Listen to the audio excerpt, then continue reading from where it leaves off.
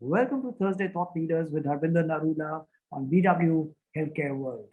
My guest today is Ms. Priya Agarwal Hebbar, who's the non-executive director of Vedanta and also the chairperson of Hindustan Zinc Limited, one of Vedanta Group companies. Her love for animals and a passion to bring in a change in the society has driven her to lead a variety of CSR initiatives, which has touched thousands of lives while working in the Anil Agarwal Foundation. Priya is passionate about animals. She's passionate about child nutrition and gender neutrality. She is currently working on providing equal opportunities to women and children in rural India at grassroots level. Let's speak to her about their initiative to overcome malnutrition in rural parts of India and ensure that no child goes to sleep hungry.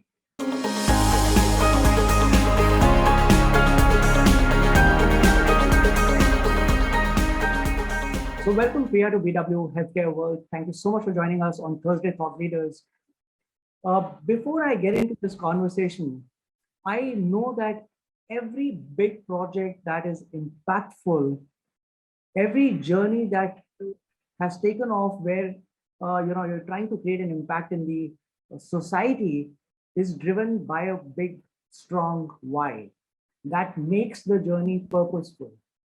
What is that why behind what you guys are doing at the Anil Agarwal Foundation? Firstly, thank you so much, Mr. Narula, for having me. And, what a fantastic platform you have and what an important subject matter, you speak of and you stand for.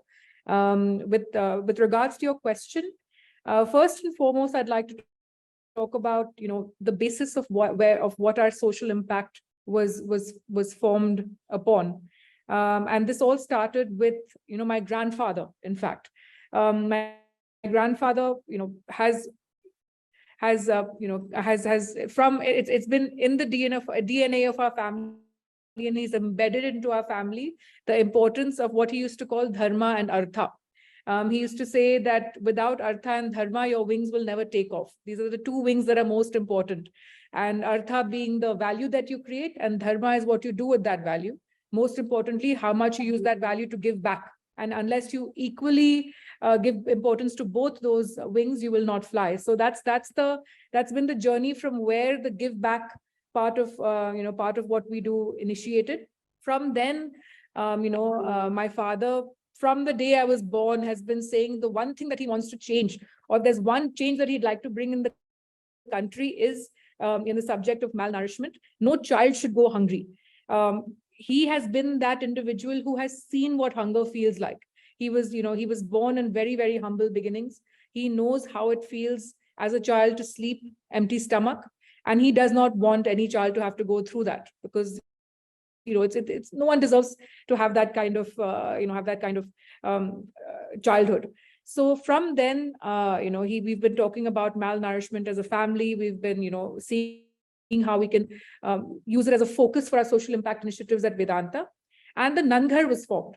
The Nanghar is a model Anganwadi. Anganwadi, are as most people know, are these small little ecosystems where children are given meals and education and and healthcare. So our Nanghars have transformed those Anganwadis. If a child in an average Anganwadi, 75% of children are in the healthy category. In the Nanghars, over 92% of the children are in the healthy category, because the nutrition that we give is scientifically is looked at, and we really ensure holistic development of that child, taking care of their nutrition, their healthcare needs, and their education.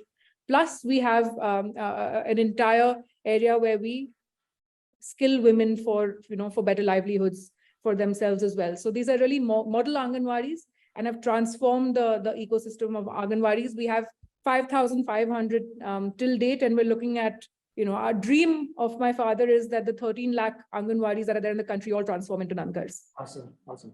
So Priya, I heard you link. So first is, you're talking about dharma and the artha. That's a beautiful thing, because dharma leads you to the kartavya, and Kartavya leads you to create an impactful, meaningful journey, which is the Artha. So thank you so much for sharing that.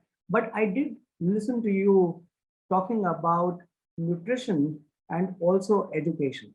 Now, what I want to understand from you is, how do you think that poor nutrition has a lasting consequence on learning and productivity? And how is your project making a difference towards a long-term learning process through nutrition? So it's said and very, very clearly by the World Health Organization and many other such bodies that between 0 to 6 years is a very crucial age for any child. And during this age, if a child is given holistic care with regards to nutrition, specifically to with good balanced nutrition, that child will grow up to be a healthier individual. And I think that is the basis of what we're talking about, and your question that basic good proper nutrition will ensure mental well-being, mental development, physical development of an individual. And then that's the basic. If you have good nutrition, you will work better. You will, your entire body will work better. Your mind will work better, and you will grow towards being that healthier individual that India or any country deserves. And Priya, you mentioned that you took up adopted few Anganwadis and turned them into Nanthar, which is the model Anganwadi. What were the gaps that you felt needed to be filled, which is where Nanthars are making a difference? So between an average Nanghar, between an average Anganwadi and a Nanghar, so before we started the Nanghars, due diligence was done, and R&D, research was done, to understand what the Anganwadi ecosystem is like. Exactly what you're saying, to understand where the gaps are that we need to fill. And really, it's largely the when we looked at the entire ecosystem, Anganwadis are definitely in general an initiative by the country that has transformed and helped our children in a large ways.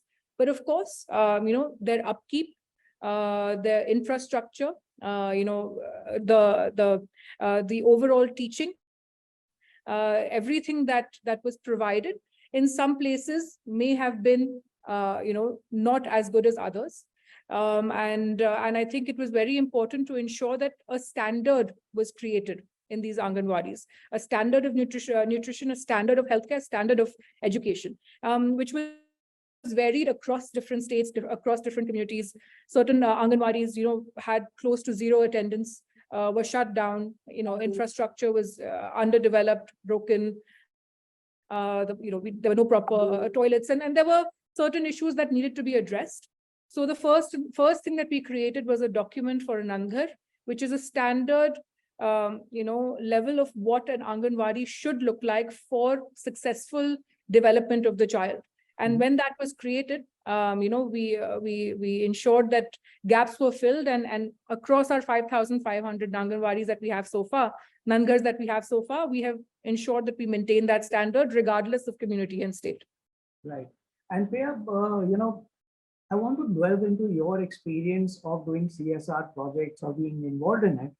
Do you think that the CSR initiatives that are taken up by the corporates are able to create the impact that they have envisioned in the long run? What kind of support do you think is needed from all stakeholders? Because in every CSR project, there is government involved, there is communication involved, there is an initiative which is a passion which is coming in from the stakeholders, from the private corporate side. How does this all come together to create a long-term impact? So I think, very, very good question, and very, very important one as well. It's very, very vital that when a CSR project is, taken up by industry, this is in collaboration with government goals, because working together enhances, outcome plus sustainability. When a project or for example, when the Nanghar was developed, actually I'll give you an example of a part of what we do in Nanghar, which we've recently developed, is the Nutri-Bar. So something that, my father's always been saying, there must be some sort of scientific meal that we can give to a child that can enhance the journey of their health and progress. So scientifically, with NIN, the National Institute of Nutrition, and government bodies, we've formulated the millet bar, or we call it a Nutri-Bar.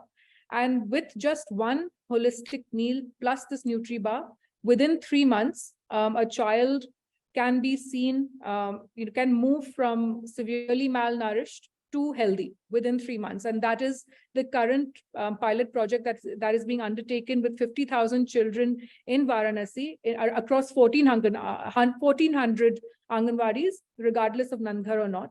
And in the next month, we are already seeing the progress that the children are making with this. And once we see that kind of development and outcome, that we're actually moving with this Nutri-Bar children from SAM and MAM into healthy within 3 months, this is something that we want to take across the country, because this can really be that simple, efficient, product that can change this malnourishment issue that we have. So coming back to your question, what's important is how do we, as a corporate, work with the government to ensure this is distributed across the country. And this is not just one-off, doesn't just happen for 3 months or 6 months or 1 year. This is something that will be consistent. How do we make sure that happens? So one is to ensure that government we have their buy-in, whether it's the panchayat, whether it's the MLA, whether it's the state government. They should partner with us, work on this being implemented across their states, across their community, etc. Plus, how do we get the community to then adopt this? So, how do we ensure that these Nutri-Bars, for example, a thought that we have is, can we get these Nutri-Bars, can we train the local women of these communities to make these Nutri-Bars themselves? And can they provide this as part of the meal going forward? So these are sustainability initiatives that we'll have to take on to ensure this is a long-lasting, has that long-lasting impact. So whatever any corporate does has to be taken on in a way where community is involved, state is involved, government is involved, and we do it in partnership such that consistency and sustainability is seen evidently. I think that's a very beautiful thing that you mentioned, that one initiative could actually lead you to another indirect initiative of giving enough work to the women. And also, I think, when we look at malnourishment, it is not just among children in the villages, it is also the women who are always secondary to food and education and health. Yeah. So keeping that in mind, Priya, what I also want to understand, is there another initiative that is also on the cards, which could be an outcome of what you are doing with millet bars? So, I think not just the millet bars, but I'd like to talk about our overall, as Anil Agarwal Foundation, we have 4 verticals that we focus on. One being this entire Nanghar and health nutrition for women and children skilling vertical, which is closest to our heart. We're very, very passionate about it. Second is sports. We're very, very deeply involved in grassroots level sports training. We have 2 world-class sports academies in Goa and Udaipur. And we have archery training academies we have 2 of the best archery training academies in Jharkhand. And we also have, where we're looking at, developing one of the world's largest, in India's 2nd largest cricket stadium in the country, in Jaipur. So these are all, and we're looking at, we look at sponsoring para athletes in a large way. So these are, sports for us is a very, very keen area, because this, again, coming back from, what we do at Nanghar, this provides holistic development of youth. When we see for example, our football academies, the boys and girls that we train are not only excelling in the sport, but they're in the top % quartile of the academics. The discipline that they have at their age, where youth can go all over the place They are disciplined. They're training 3 times a day. They're doing their studies. They're, these are real, we're making, value-based, strong youth for the future. So that holistic development of best nutrition, academic, health and fitness, everything combined. This is really how, and every child should have the, have potential access to this kind of development. So we're really, we're trying to digitize this. In fact, we have a patented digital technology with which assesses girls and boys in football, and whether they are capable of playing for, for India, or at a national level, at a competition level. And this patented technology we're looking at taking across different communities to test the girls and boys there. We've already, 2 of our boys are already playing for India. One of the boys recently, Mohammed Kaif, was the captain of the Indian team and has won. So, and one of the brightest boys that you will meet. So really something that we're very close to. Sports is, sports is one area. Third is, animal care, looking at developing best-in-class shelters. One Health is very important. When we're looking at environment, animals, people, the way India coexists with animals, environment, unlike any other country in the world. So what this means for One Health, how we develop an ecosystem where we look at health holistically. So best-in-class veterinary care, research center, shelter, etc., being wildlife conservation, disaster management. So animal welfare being a third very important space for us. And fourth is, of course, healthcare as a whole. We're looking at developing 1,000 model villages. We look at healthcare very closely at Nanghar, with telemedicine, with mobile health vans, with our kind of intervention of over 33 programs. Around 2.5 million people have already been positively impacted with our healthcare exercise. We have one of the best cancer hospitals, Balco Medical Hospital, which is treating cancer and trying to, has a goal, has a mission of reducing the number of cancer cases in the country. So that is also, an initiative very close to our heart. So these are really areas that we work together. We're passionately working towards with Anil Agarwal Foundation. So Priya, you have an initiative which is started and which is called Bachpan Se Pucho Khana Khaya. Can you tell me a little bit more about this? Because this is very intriguing in terms of, what we are doing towards, an initiative where nobody goes to bed hungry, especially the children. So to actually create that transformation that we want to in our country, to eradicate malnourishment, it's not something that a Vedanta or an Anil Agarwal Foundation alone can do. It's something that where we really need every single individual of this country to come together, create that movement and make that change. So hence we started this campaign, Agar Bachpan Se Pucha Khana Khaya, to Desh Ka Kal Banaya.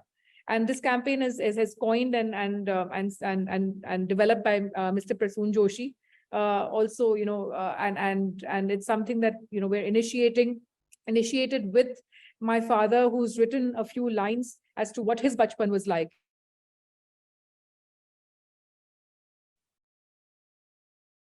And how much of a difference that will make.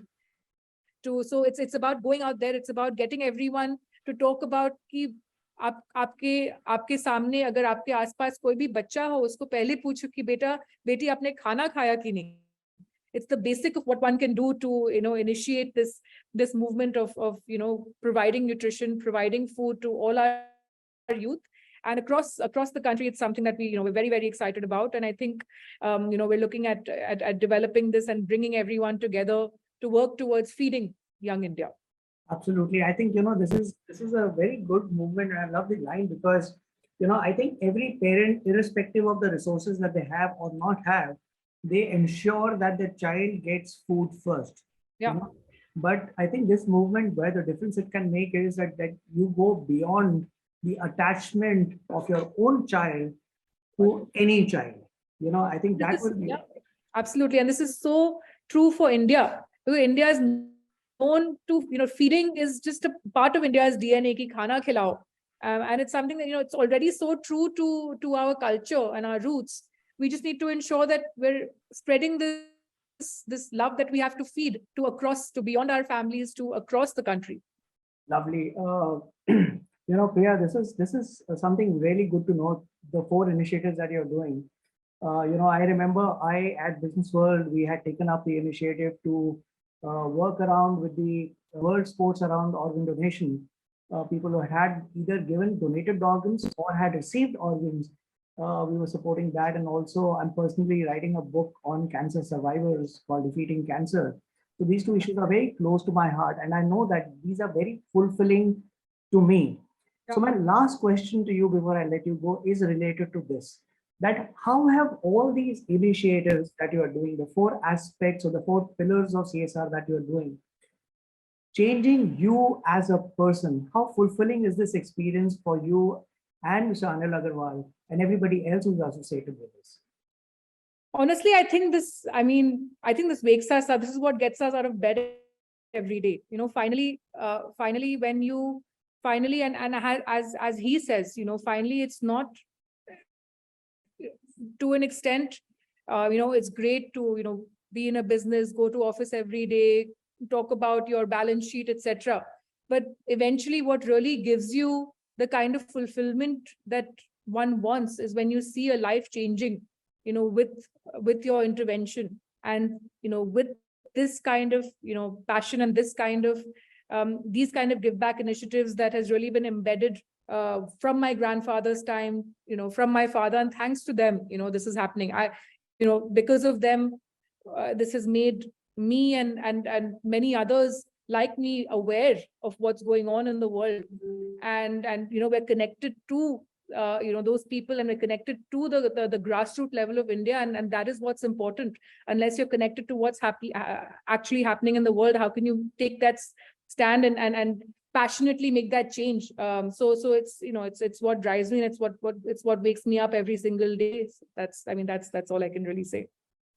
I think it is really beautiful because we have, there are 2 things that are really, really important for making these projects sustainable. One is the resources, and second is your personal passion to be able to do that, because otherwise this would not move from one generation to another. Like in your case, it has moved from your grandfather until you today, and I'm sure that this will continue ahead as well.